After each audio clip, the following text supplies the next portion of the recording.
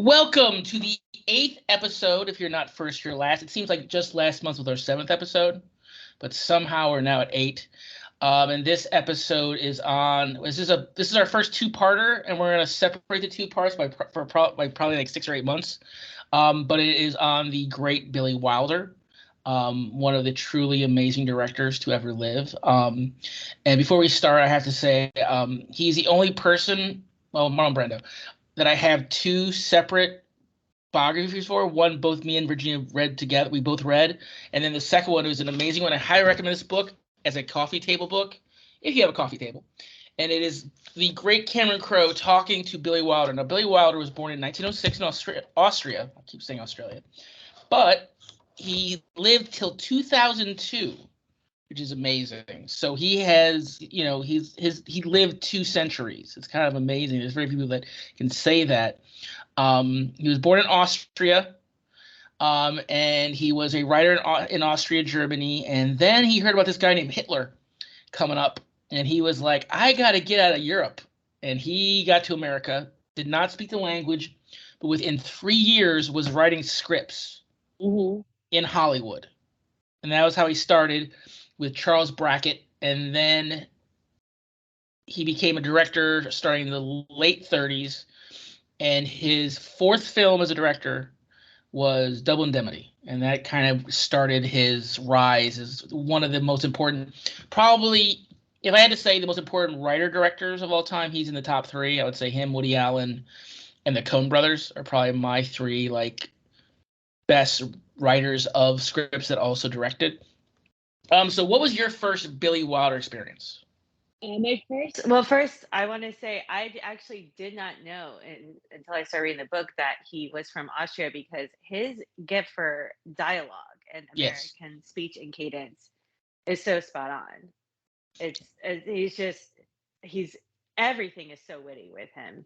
Yeah. And it's not an obvious right. You know how you're like, okay, I know that the writer was very much feling their writing when they wrote this. Like, this is a clever line. It just comes out so naturally. But anyway, no, there's too many of them too. It's just so much. Yeah. There's so many.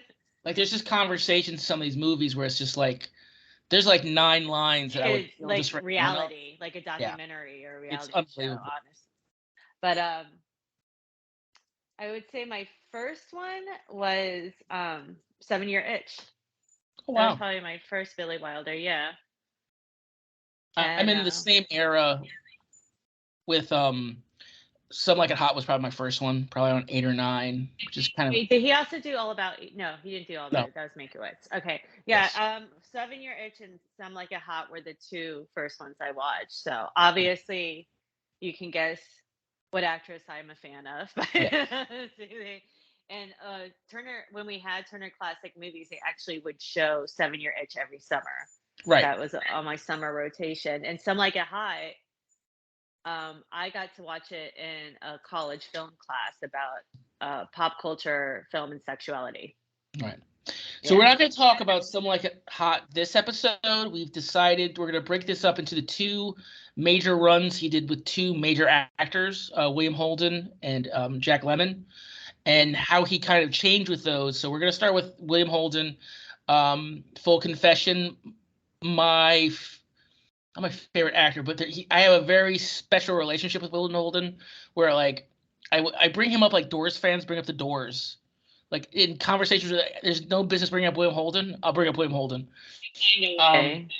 So because if you watch the first 8-9 years of Billy Wilder's career before he worked with Holden, he jumped from actor to actor. Ray Milland is in the Lost Weekend. Fred McMurray's in Double Indemnity, which we'll talk about a little bit because Virginia had quite the viewing of it last night. I'll say that.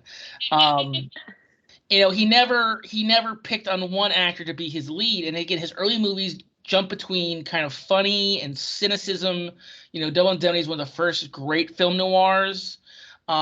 He just goes around the place. He's mainly a director for hire at that point, and then he becomes Billy Wilder after Lost Weekend, which is a movie about alcoholism that he with Ray Milland won Best Picture, Best Director, and Best Writer for the same film. He won 6 Oscars, by the way, folks. He has 6 of them out of 43 nominations. It's an amazing career. And I think I really think finding William Holden, who was, the handsomest man in Hollywood in the late 50s, um, and this young kid who was, like, oh, gee willikers in like Picnic, and finding this inner cynicism in him. And the main thing we're going to talk about when we talk about these Wilder runs between these two actors is William Holden is a man in all the movies is a cynic to his bone who believes nothing will work out for anybody except me.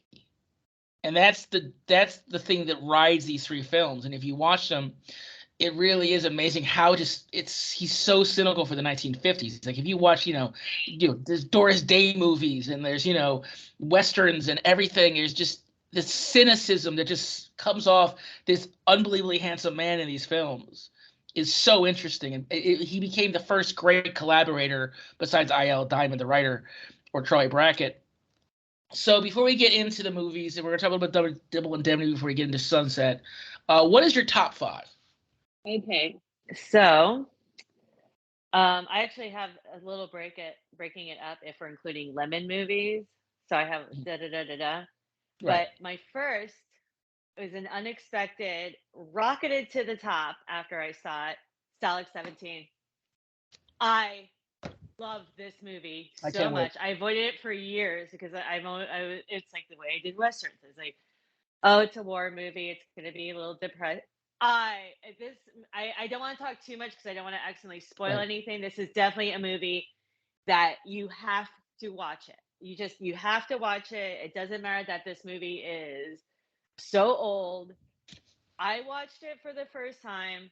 Then I told my husband, I'm like, oh no, you have to watch this. And Jeff were actually talking about before we started recording because he was watching the last episode of The Mandalorian. He's like, oh, Stalag is on. I was already in bed getting ready to go to sleep. And I'm like, okay, have fun. And he waits 2 whole days and he's like, oh, that, da, da, da, da, and he starts talking about it. I'm like, it was the greatest movie. I never would have thought it, but that is my very favorite first one. Number 1, not a question. Yes. Number 2, Sunset Boulevard. Okay, so number 3, and this is if we're including Jack Lemmon, would be Some Like It Hot. Mm-hmm. If we're taking him out and saving it for next time, and we're doing the movies I've seen, Sabrina. Okay. Number 4, it would be Sabrina if we had Some Like It Hot, but since that Lemmon's next time, it would be 7 Year Itch. Mm-hmm. And I like the actor in that one too. I forgot his name, but he's in everything. Yeah. And then like I said, number 5 would be 7 Year Itch if we had Some Like It Hot. Otherwise it's kind of torn because I do like The Apartment, but I appreciate Double Indemnity too. Yeah. I like a noir. Like I said, we'll talk more about it, but I definitely was like, anyone on Dateline should have watched this movie first as a deterrent. Right. So my top 5, I keep Jack. I'll do the same top 5 for both. I can't have a top 5 without my number 1 all-time favorite movie, The Apartment. It's my favorite movie because, again, as we were talking, Holden is a cynical man, but believes he's going to make it. And the Jack Lemmon run, which we're going to do in the next episode, is an optimistic man who's cynical about himself. And it's such a dichotomy. So sad. Baxter is one of the saddest human beings to ever lead an amazing movie. Number 2 is Sunset Boulevard. Number 3 is Stalag 17. A movie that I've loved for over 35 years is Stalag 17. 4 is Some Like It Hot. Then 5 is Double Indemnity, and then probably Sabrina's 6 or 7 with The Lost Weekend, Ray Milland, and Ace in the Hole. He's, again, Billy Wilder. Once you look at his stuff, you're just like, this guy did everything. Just an amazing director. And again, he had writing partners Charlie Brackett first and I.A.L. Diamond, who became his partner around the time of The Apartment, which is an amazing partnership. They did The Fortune Cookie, The Front Page, and all these sort of things. His career is kind of broken up into 2 kind of different types of movies for him. And I don't mean genres, but I mean either they were plays that he adapted or they were original ideas. Those are most of what he did, besides Lost Weekend, which is a book. But for the most part, he did a lot. In fact, 2 of the 3 we're going to talk about today are plays turned into movies. And then the third one, of course, is an original idea. So he's, he is, one of the three true groundbreaking screenwriters in the history of Hollywood, and to be that good of a director as well. And he was always, the writing comes first. He was always, I can't make a great movie if I don't have a great script. And if you look at his scripts, and again in the Cameron Crowe book, he literally gave Cameron Crowe original copies of scripts, and there's pieces in there. You just see how he writes and the dynamic and understanding, like, just everything. And then you look at the visuals of his movies; they're all based on the writing. It's in the writing. It literally says this is how this is going to shot. So he was so ahead of his time when it came to like those kind of thoughts. I mean, if you watch something like Mad Men and you've never seen The Apartment, understand that that is one of the two most important movies to Mad Men is The Apartment. And if you like, really when we get to Stalag 17, we'll talk about the TV show that came after it that was horrifying. That did not do half as justice. But again, he just set up so much stuff. Cameron Crowe talks about, all these people talk about how he was the cornerstone of how they went about directing. That if the script's not solid, it's going to be a disaster. So let's talk a little bit about Double Indemnity before we get into our big three. You saw it last night. I've seen it maybe 5 times. It's one of the first noir classics. And again, it's such a dark movie for mid World War II era Hollywood. I mean, we're 5 years away after like Gone with the Wind and like Wizard of Oz, and like this is after Citizen Kane, and this dark movie comes out. It's so horrifying in a certain way that people could be this awful, which has never been in movies before. Like maybe people are just not that awful. So what were your thoughts about it? Okay, well, first I want to give, I got it at the library, so support your libraries. And if they don't have it, you can do Canopy or Hoopla through your library, and you can watch movies for free, which is also how I saw Sabrina. So just wanted to shout there. I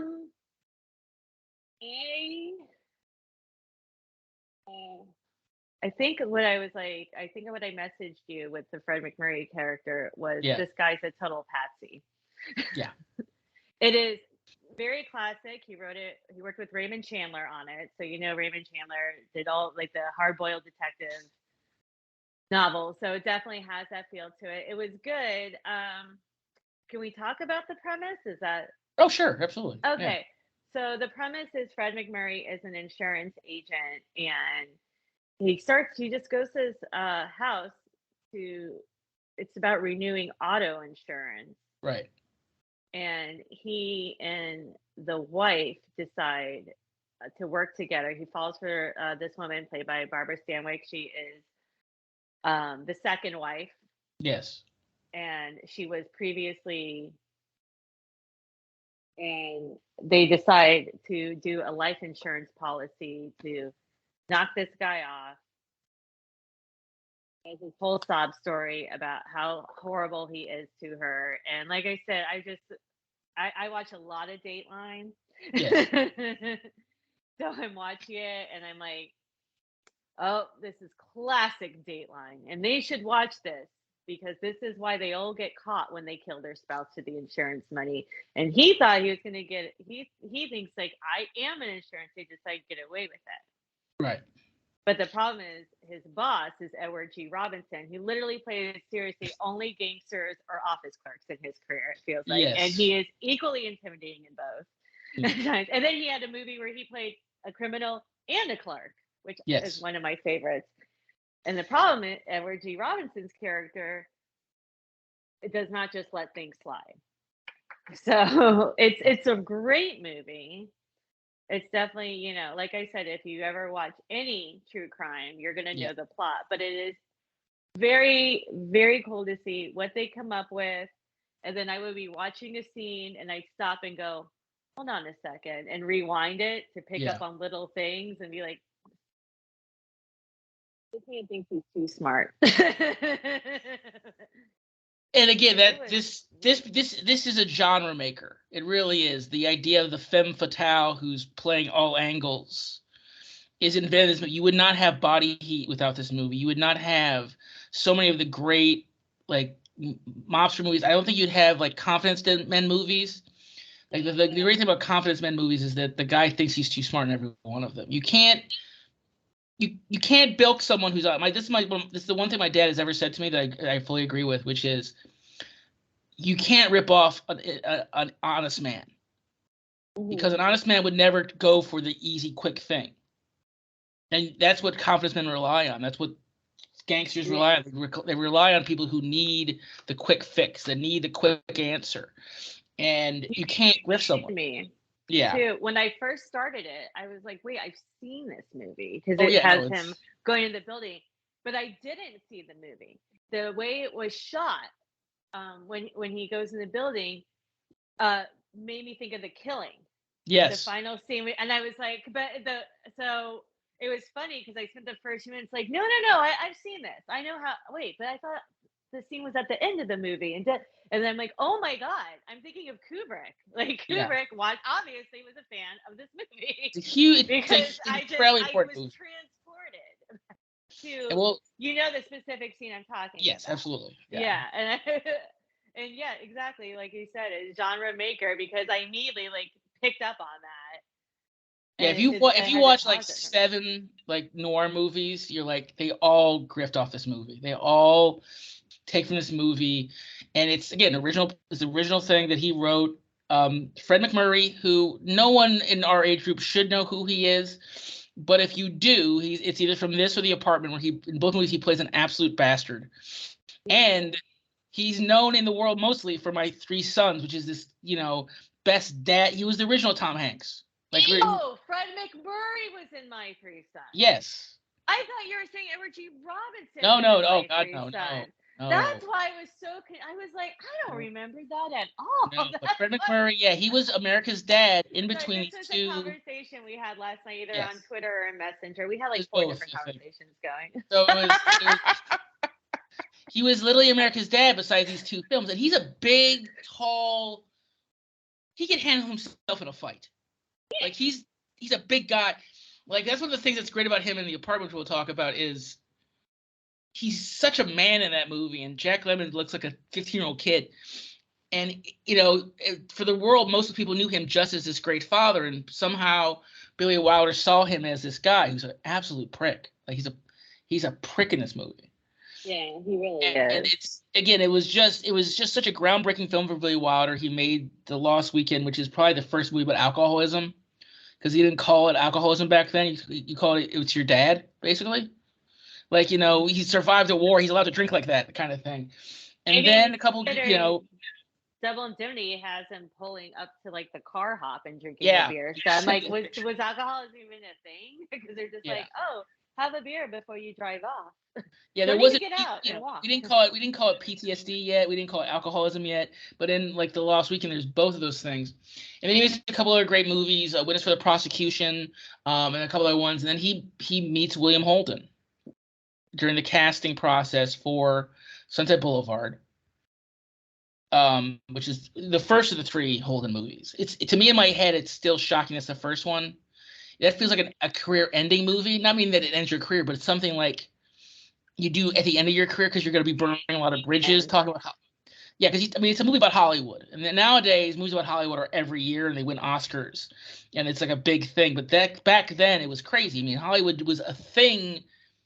The kind of modern idea of Hollywood was probably around for 15 years when they made Sunset Boulevard in 1951, and he writes it and directs it, and there is a very famous thing that was cut, and that's in the script. That was the opening sequence. The opening sequence of the movie is one of the great opening sequences of all time. He's dead in a pool. So the guy who's narrating our film, the guy who's telling us the story, is dead in a pool before the movie starts. And it's this beautiful tracking shot that goes all the way through his Hollywood house. And then they go to the pool and he's face up underneath shot of him in the pool. That was a compromise because the studio was like, you can't have a dead person narrate a movie. That doesn't make sense. So how does he do that? The original concept, which I am still mad they didn't do, is the movie opens in a mortuary with all those tubes where you keep dead bodies. And one by one, after the last mortuary person leaves the place, they all pop open, and it's like a bunch of dead bodies telling quick stories about how they died. And then they get to Joe Gillis, and he tells his story, and they're all like embalmed, so they're like kind of pale, and he tells the story of the movie, and the studio's like, you can't do that. That's too morbid for 1951's America, and I hate that so much because the movie's already the most cynical film maybe of all. One of the again, it's talk about Hollywood. I think it'd be a little messy or noisy with having Yeah. all the and then going to it. Yeah, I but I think it would have been new for its time, but I feel like it wouldn't have yeah, held up so well. I love it so much. But so then Joe Gillis is a down and out writer in LA. He's a movie writer, and again, in the 1950s, most writers were either former novelists or guys looking for a break, And he's this guy. He owes money, of course he does, and he's just trying to get by. And he decides, he's on the run from these two mobsters, and he drives into some lady's garage to hide his car. And he's gonna tell the lady that owns the house, hey, I'm just gonna, which I guess you could do in the 50s. You just say, hey, here's my car, just I'm gonna leave it in your garage for a couple of weeks. Is that okay? And it turns out to be a former actress. And the actress is played by Gloria Swanson, who at that point her career had been done for about 9 years. She made a movie called Queen Gloria that destroyed her. She was a silent movie actress that is very over the top in her few vocal movies, and Billy Wilder brilliantly sets her up as this aging former star. And Gloria Swanson eats every piece of scenery in this movie. She's unbelievable. She gets it, but it's also how she acts. So Billy Wilder just brilliantly hired the perfect woman. She was a giant star, and then she had not been in movies in 9 years, and then all of a sudden she's in Sunset Boulevard, and it's insane. She's an insane person. Well, she does great because before sound, it was really recorded stage plays is basically. Yeah. So you have to play the back of the theater. Right? Yeah, it was everything's silent. So it was teeth and eyes. It was all teeth and eyes. Yeah. Teeth and eyes, like the Keira Knightley method. And yes. And she did. I love how they did her makeup too, because the thing is, I forgot when I watched it starting in my 20s, so it seems so old. She seems so old now.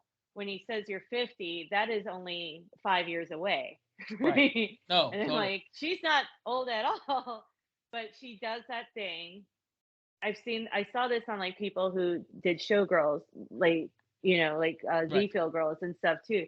You stick, and they people still do it now. You stick with the makeup that you wore in your 20s, and you don't update it.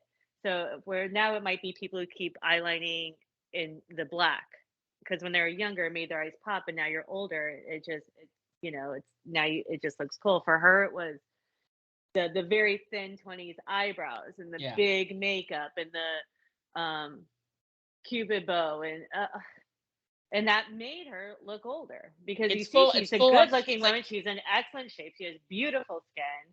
Yeah. But she's still thinking she's a 20-year-old. Yeah. So she invites him in. She finds out he's a writer. She has a butler who is played by Eric von Stroheim, one of the true master filmmakers of the silent era. He made Greed, he made Money, and then he made a movie that I've already mentioned called Queen Gloria. Now you may think that's interesting. Oh, they worked together on Queen Gloria. No, they did not work together. They hated each other more than people have the right to hate each other. Could not stand each other. They ruined each other's careers with this movie. And Bill Wilder, 9 years later, says, hey, play her butler. That'd be hilarious. It's hilarious. You're totally in love with her. Yeah. It's 9 years. It's like, it's such an inside joke. Like, we didn't have Hollywood magazine TV shows. We had variety, but like, it was not a thing where most audience members got the fact of how funny this is, that he's playing the butler, and that they hate each other. Like, literally, if you've not seen the movie Babylon, there's a little scene where Brad Pitt, who's a producer, is trying to set up Queen Gloria. He's literally setting it up. He's like, no, Stroheim and Swanson, it's going to be a great pairing. It's the funniest thing, because it's like, well, no, they ruined each other's career. And there's scenes in this movie where Stroheim is so obsessed with her. And there's this beautiful scene because she talks about all her letters she still gets from fans, and this movie that you're gonna write for me is gonna bring me back because my fans love me. And there's a scene where Holden walks into Stroheim's room. He's writing the letters. Wait, is it? Oh, because I remember when he said to Yeah. Stroheim.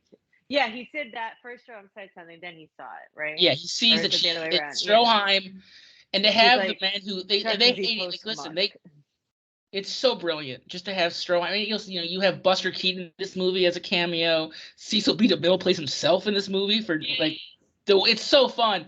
And then again, she decides like, I want you to write my big comeback, and it's like, oh, and again, she's so over the top. It's so big, and then you have this like very cool like Joe Gillis played by Holden, who's like, yeah, sure, lady, yeah, just give me the money and I'll do whatever you want. It's like she's doing Salome and she's doing that. Yeah. It's too long. It would be a 7-hour movie. Yeah. And she refuses to kill any of it. Yeah. So Joe also goes out, tries to get another movie made, and he meets a reader, which is it's such an inside thing that this girl is a reader. Like, I don't think people understood that. And he falls in love with her, even though she's kind of dating his friend. It's very like, I just steal her away, and then they have a romance, and then because he went away, she tries to kill herself. So Joe realizes how like important this relationship is to her. So he kind of like, they become pseudo lovers, and like it's 1950, so they can't go as awful as they could have with this, and it just gets weirder and weirder. And like Joe Gillis is like, I got to get out of this. How do I get out of this weird relationship that's also making a movie that will never, he knows it's never going to get made. This movie's never going to get made. He's fully aware of that, but he's just trying to use her. It's so cynical that he's using her just to try to get out of this bind he's in with a mobster. And at the end of the movie, he decides to leave, and Swanson kills him. And then after she kills him, it's the best scene in the movie. Again, there's so many lines in this movie that are just amazing. Like he says, yeah, I used to be big in the pictures. That's what he says to her. The first time he meets her, this woman. And she's nuts already. She's crazy. I'm still big. It's the pictures that got small. It's such a great line. And that time she kills him. She kills him into the pool, and she walks back in the house. Everyone that's in that house is aware she's a murderer. But they're all kind of shocked. And Stroheim, in one of the funniest things ever to me, because again, he directed her in a disaster, goes, shoot, and then she has that last thing. I'm ready for my close-up, Mr. DeMille. And she's completely lost it. Yeah. So the only way they can get her out to arrest her, they're not going to storm the house. No, who would do such a thing? No. But so they have to. She pretends she's shooting a movie. Yeah, and Stroheim again, he's in love with her because, and it's so funny. Stroheim is like, he's like, shoot the movie. Like, to have a movie that cynical about Hollywood, 15 years into Hollywood being what Hollywood was and would be, is astounding. He's so far ahead of the curve. Like, you look at something like The Player in the 90s. Like, there's nothing between. There's movies about making movies in the 40s. Preston Sturges made Sullivan's Travels, which is an amazing film, but it's not that cynical. It's not. It's just, this movie is so cynical about movie making, about people, about using people.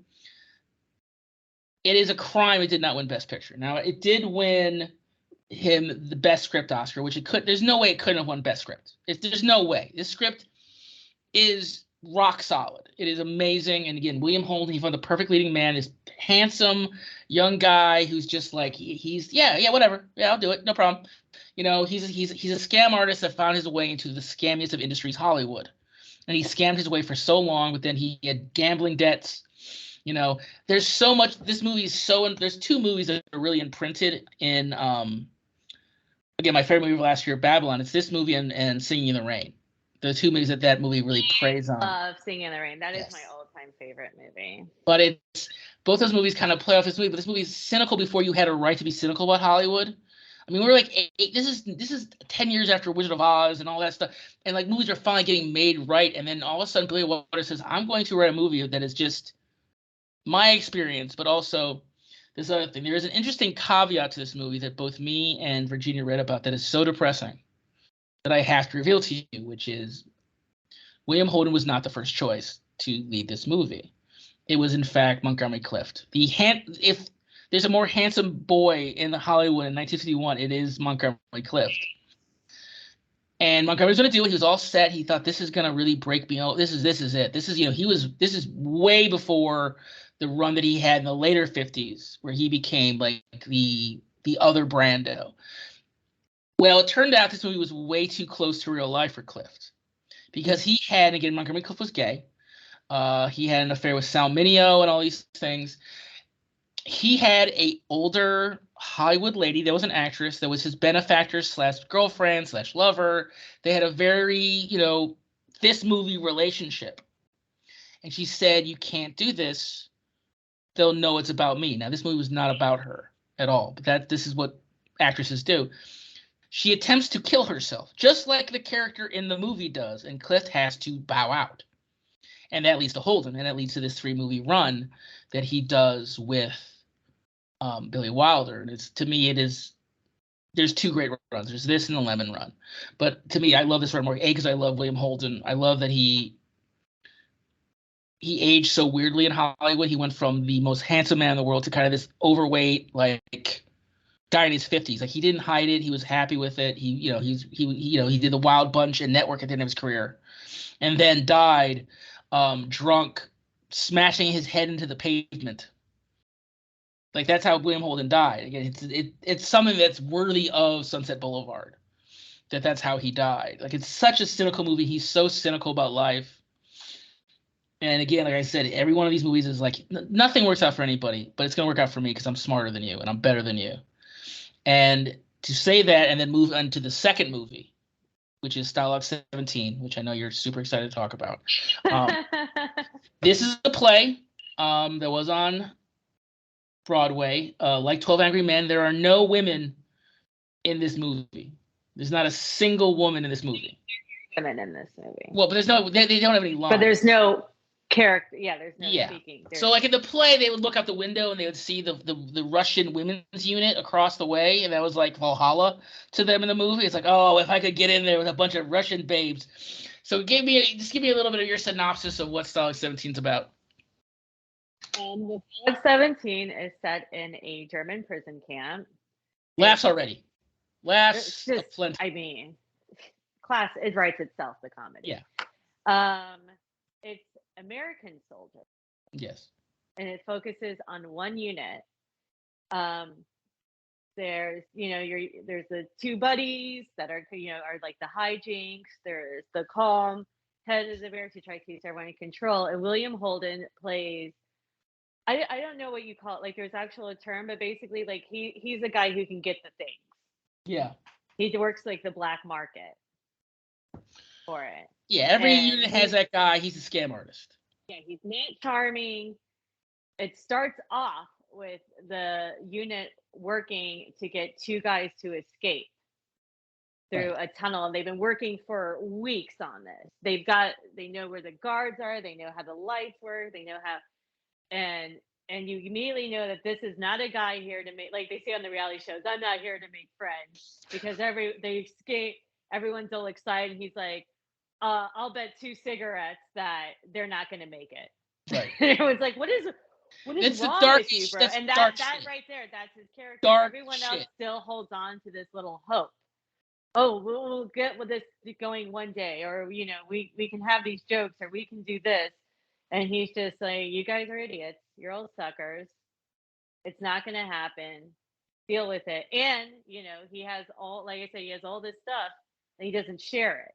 So right there, you're set up to really just, I don't like this guy. Yeah. He's not helping. It's really it's an interesting, almost, if you watch anything like Downton Abbey or Upstairs Downstairs, or anything that shows like a cast of people working at something, Mad Men. It's like that. It's almost like a company movie, but they're prisoners of war.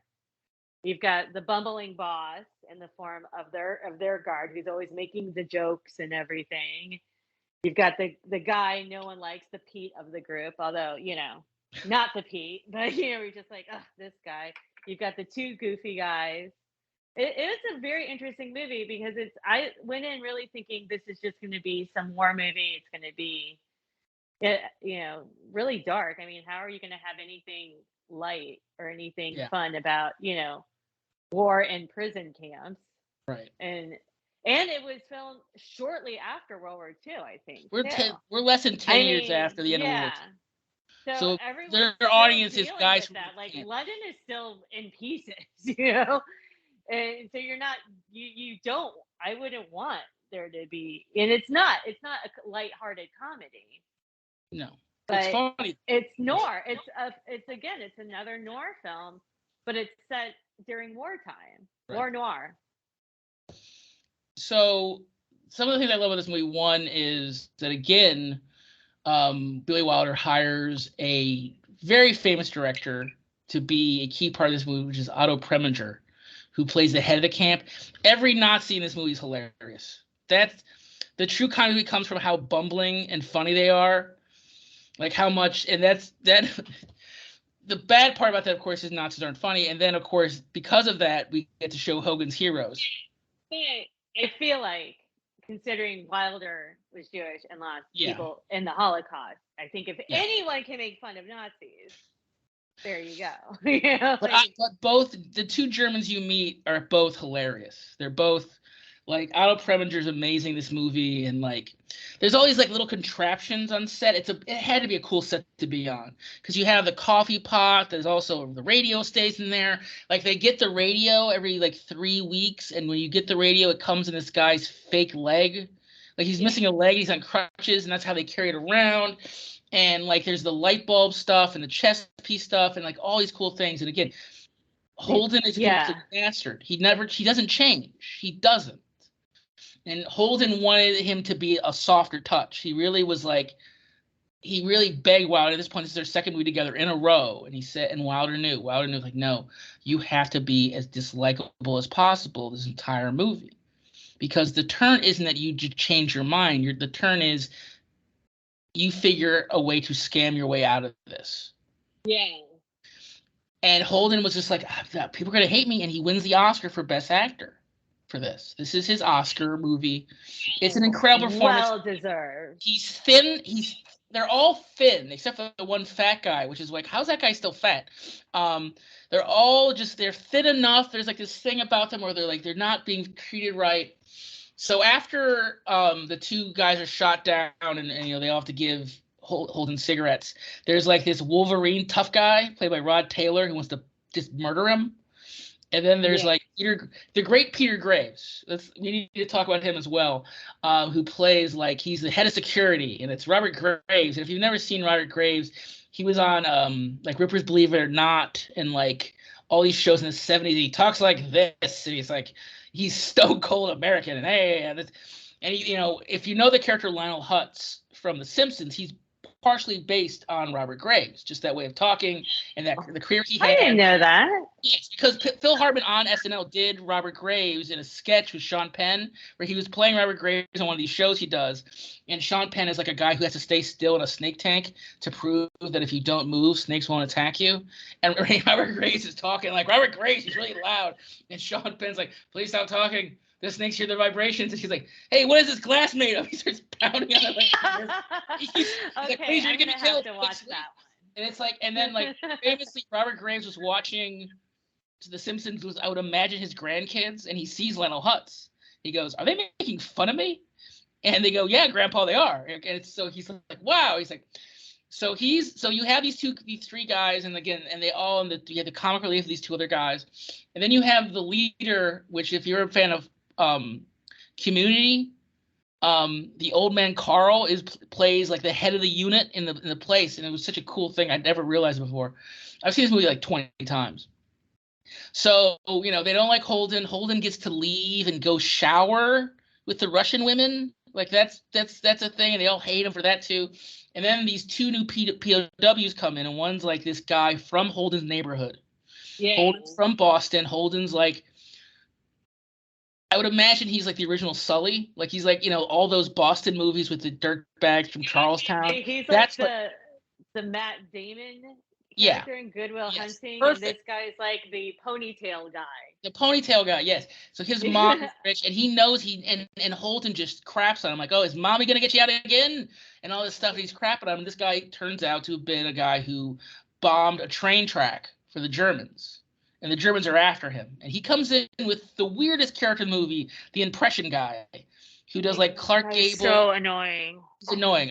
There's nothing I hate more than impressionists. There's nothing I hate more than like, hey, what happened if? Because I like doing impressions, and I'm like, oh my god, is that me? I need to stop doing that. Because all these things, and the group's thing is we gotta get this guy out of here because they're gonna figure it out. Like someone squeals to them that he's the guy that bombed the train track, so he gets put away. They assume it's Holden that told. That's how he got the Russian ladies, because he doesn't like the guy, and he got the Russian ladies, so that means he squeals. So they hold him down, and they suspecting that since the first thing. They're like, how would they know all this? They beat the living crap. They beat him mercilessly. He's like in bed for weeks. The the Red Cross comes and he has to pretend that he wasn't beaten by his own guys. And my favorite line of the whole thing is I know one of you is the spy because one of you hit me harder than everyone else. And I know that's the guy. Now, he doesn't know who it is. And the whole thing is how the spy gets the information across is he uses the light bulb. He twists it. So there's a what? And then there's a thing with the chess set. So there's also a dance. They have a dance, and men dance with men in this movie, which in 1953, I still don't know how they got that past the Hays Code. And again, there's just funny characters and all this. This movie is unbelievably funny. It's just one of the funniest movies. And Holden figures out who the guy is. It's of course the most shocking. It's Peter Graves, the most American champion ever. And he's like, he's doing all that stuff. And it turns out that he was born in Germany. He moved to America to become a U.S. soldier. And then he reveals it. And the way Holden catches him is one of the funniest things ever. He says, "Where are you from?" He goes, "I'm from Cleveland." And then he goes, "Oh yeah, where were you when Pearl Harbor got shot down?" He's like, "I was eating dinner." And he goes, "They were eating dinner in Germany. It was 11 a.m. on the East Coast in America."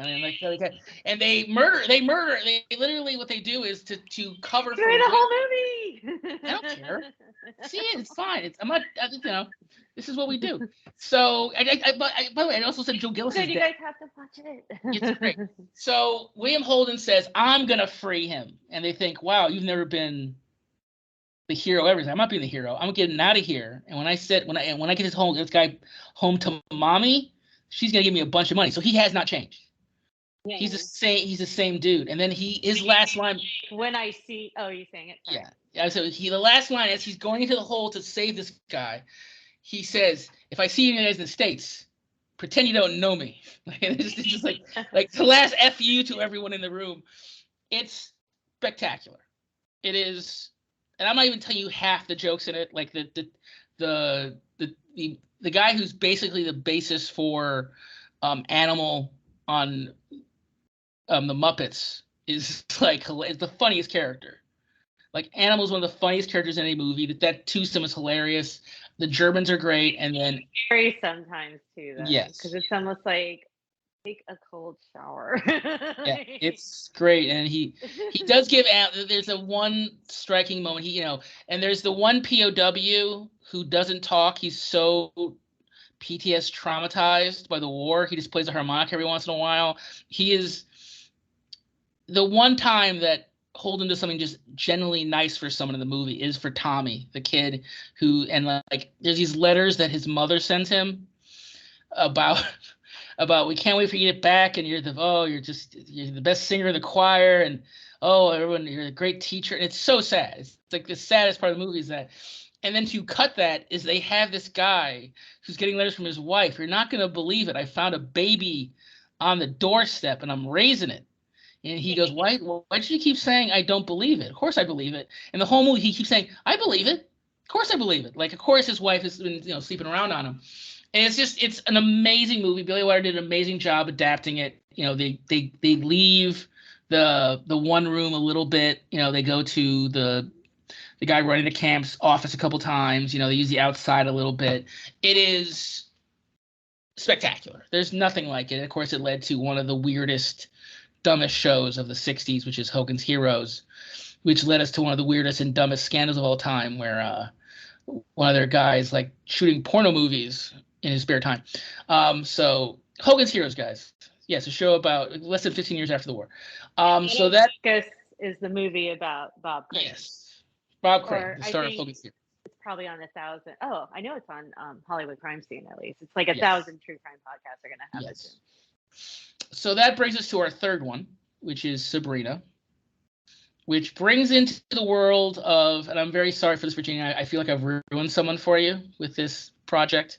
It brings in two new actors. William Holden's in the movie, and he is shockingly blonde and shockingly tan in this movie. He looks different in all three movies. Yeah, he's a different person. But they add to William Holden. They add two actors, one for good and one for bad.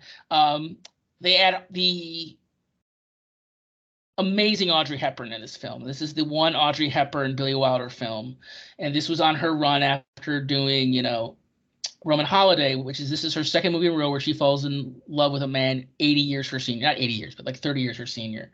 And Audrey Hepburn is so cute. She's not beautiful. She's beautiful, but the word is cute.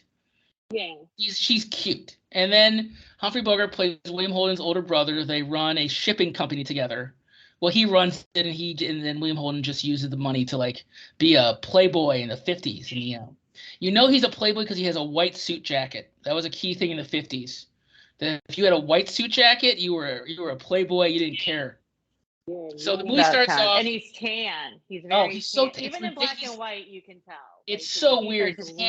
He's so handsomest man in the world, and he plays a younger playboy brother who Audrey Hepburn is deathly in love with, and she plays the chauffeur's daughter who lives above the car garage.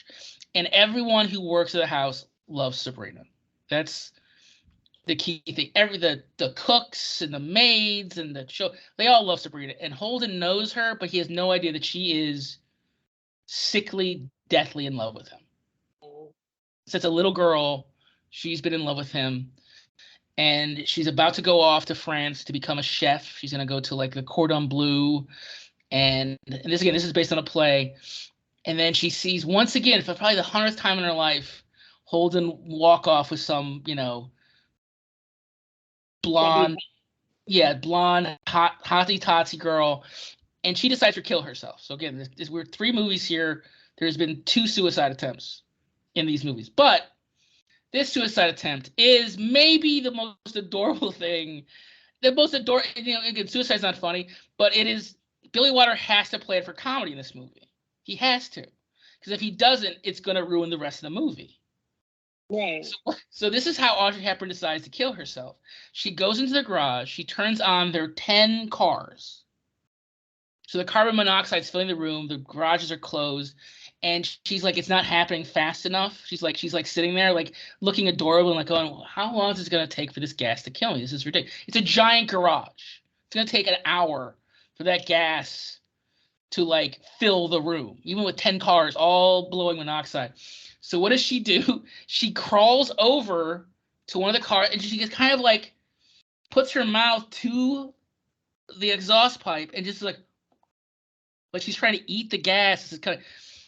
It's insane. But because it's Audrey Hepburn and because Billy Wilder wrote it that way, because that's not from the original play, it's funny and cute at the same time. It's awful. Again, she's trying to kill herself because she's in love with this boy who will never notice her. Yeah, and she leaves this note too, and I can't remember the note, but I messaged Jeff because in the beginning she's climbed a tree to spy on this party. Right, she's supposed to be a tomboy at this point. That's where she sees like William Holden go off and everything. She basically has a bird's eye view. Then she leaves this note, and I was like, okay, I had to look up who was in the remake because just from these scenes alone, Sabrina should have been Winona Ryder. This is Dinky. Yeah. This is Lydia. This was, and it wasn't. And then I was like, well, I don't know if I can watch the remake because I can't see anyone else.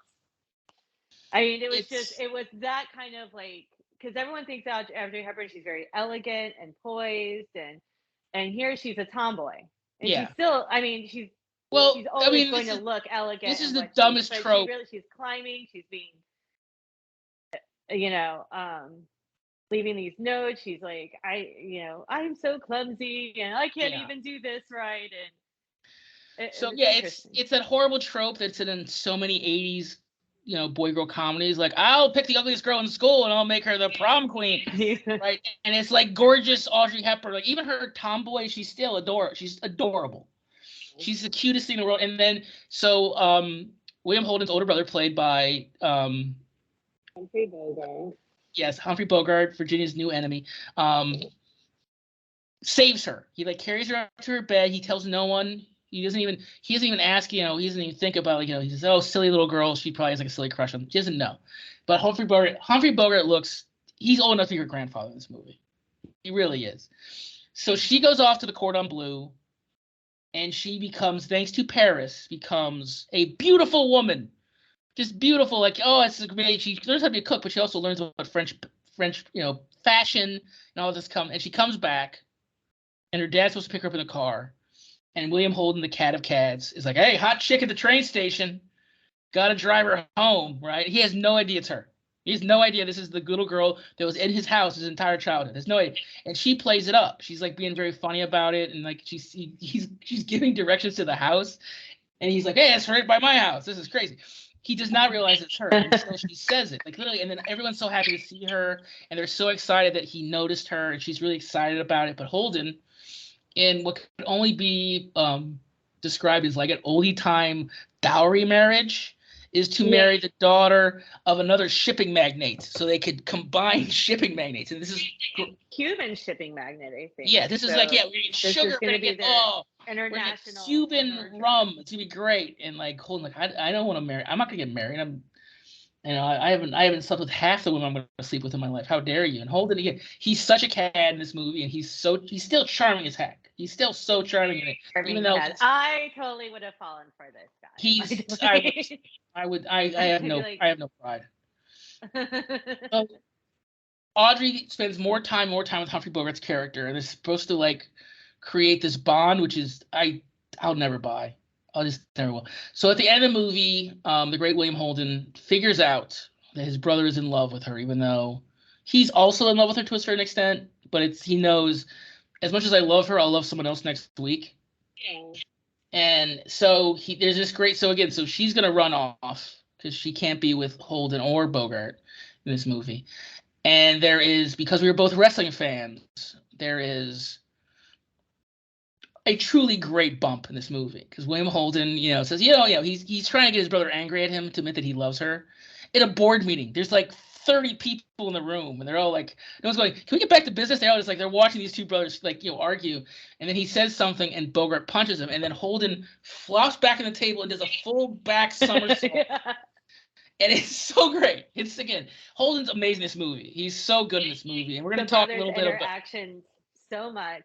And they're like, okay, that's the thing. When I was reading in the Wilder book, they're like, "Oh, the one punch," and I'm like, "One punch? These brothers fight through almost every scene. It starts with the champagne glass cutting up Holden's butt. Half the movie is him sitting in a hammock with a seat cut out, still able to charm." So Bogart realizes he's in love with Audrey Hepburn, like we all are. Everyone in America is. And again, this is the second movie in a row. She had just done Roman Holiday, where she was in love with like 50-year-old Gregory Peck, and now she's in love with 50-year-old Humphrey Bogart. And that's the end of the movie. They're on a junk ship together, and they're in love, and blah blah blah. So let's get to the real reason why this movie is amazing. Now, before we get into the Humphrey Bogartness of this and how I've ruined your life, let's get into the fact that test audiences. This is one of the first movies that was majorly tested. This is one of my favorite stories. It's majorly tested, and it's getting really good reviews. And they're looking through the cards, and the person that's doing the cards says, "We have a really weird thing here today." What? They said, every man who watches this movie says they buy it. It's great. We love it. It's great. A little bit romantic, but I could watch it. And every woman goes, "There's not a woman in the world that would pick Humphrey Bogart over William Holden." And they were like, "We have a real problem here." And they decided, let's just go with it. It's a classic. It's an Audrey Hepburn classic. But every woman who's ever seen it at that point was like, "There's no why? Why would you? It's the same family. They have the same money. Why would you pick Bogart?" And this is a true fact. Now, the fact is Bogart was the second choice after Cary Grant. And you could buy Cary Grant, and also you can buy Cary Grant and William Holden as brothers. They have a same kind of look to them. You'd buy them as brothers. Like, what father has Bogart and Holden and doesn't ask his wife, wait a second. One of these is not my kid. So Humphrey Bogart becomes the star of the movie. He's a huge star. Again, Casablanca, one of the greatest movies of all time. Maltese Falcon. He's, Sierra Madre. He's a giant prick the entire filming of the movie. He's awful. Yes. He calls Wilder a kraut because he still has a bit of an accent.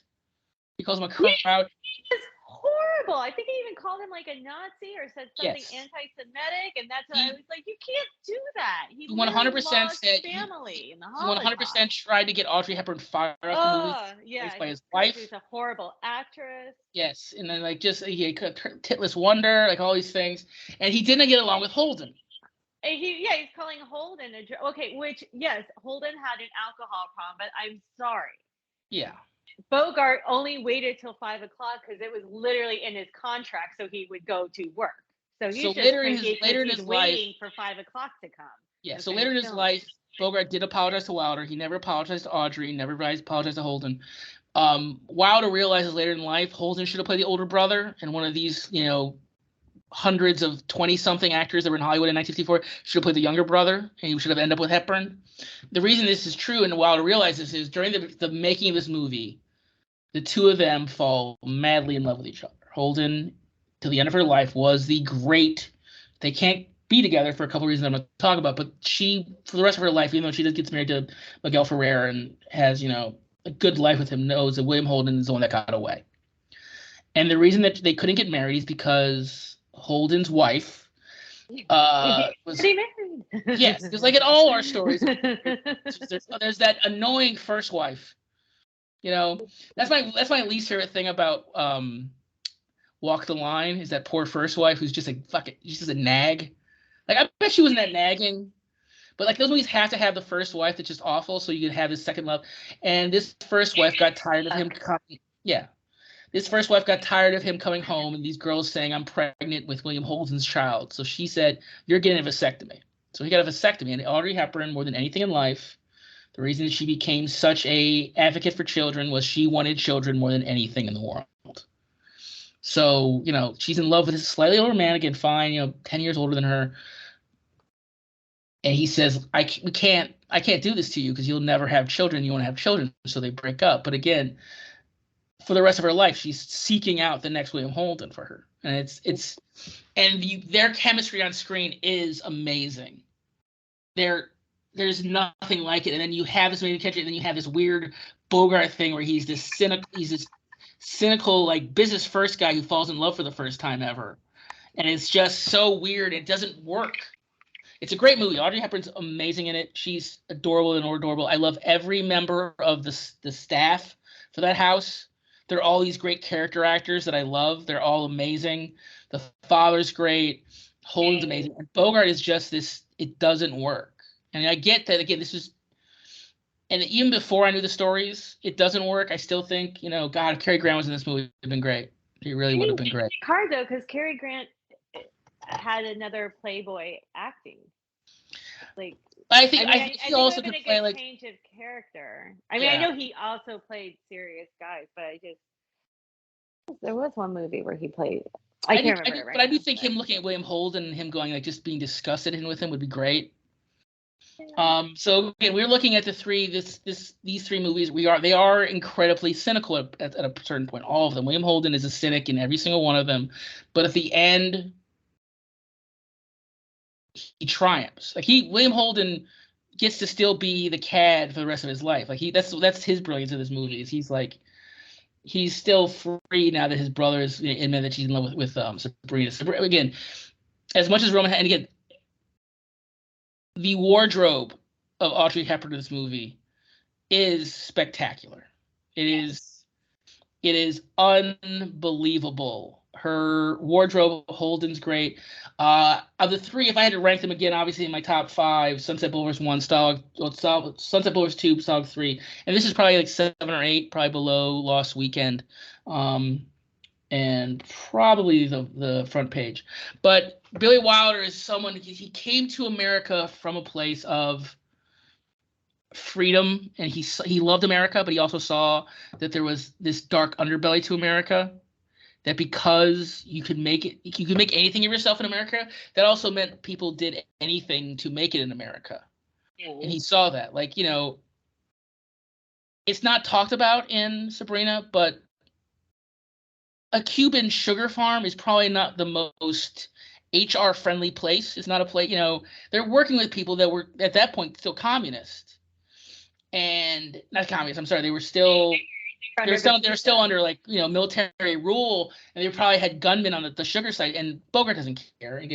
Every one of these movies has this dark underbelly. Holden isn't a hero. Like, again, that's what won him the Oscars. He's a complete bastard, and he's this run of his. Holden went again. Like I said, he was in Network, and he was in the Wild Bunch, and I really think he made a quantum leap in these three films thanks to Wilder. Wilder is an actor's director, but he's an actor's director because he just wrote the best scripts.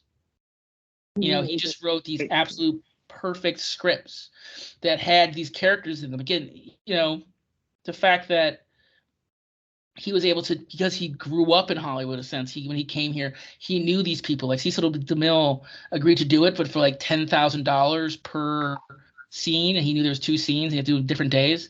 So he made like $20,000 back when $20,000 was probably like $1 million. And he saw the cynicism in the world, but he still believed that at the heart of cynicism is someone believes that it's going to work out for them. And that's the thing I look from these Holden films that are so beautiful. So next month, we're moving from Billy Wilder to an amazing TV show of the 1980s, Magnum P.I. We will watch the first and last episode. Really get back to the heart of this show. First episode, last episode of Tom Selleck's masterpiece. The pilot is amazing. I will say. I have not seen. I would say Ted Danson guest stars in it. Yes. So watch the first 2 episodes and the last episode of Magnum P.I. We're going to get into why 1980s theme songs was the greatest era ever of theme songs. There's about 50 of them that are all bangers. You can just put them on a playlist and they all rule. They're great. Magnum P.I. is unbelievably great theme song. Great show. So we'll do that next month. Thank you for watching. Please sure to like and subscribe to the Shmee Network and, of course, this amazing podcast. If you're not first, you're last. Have a great day, folks.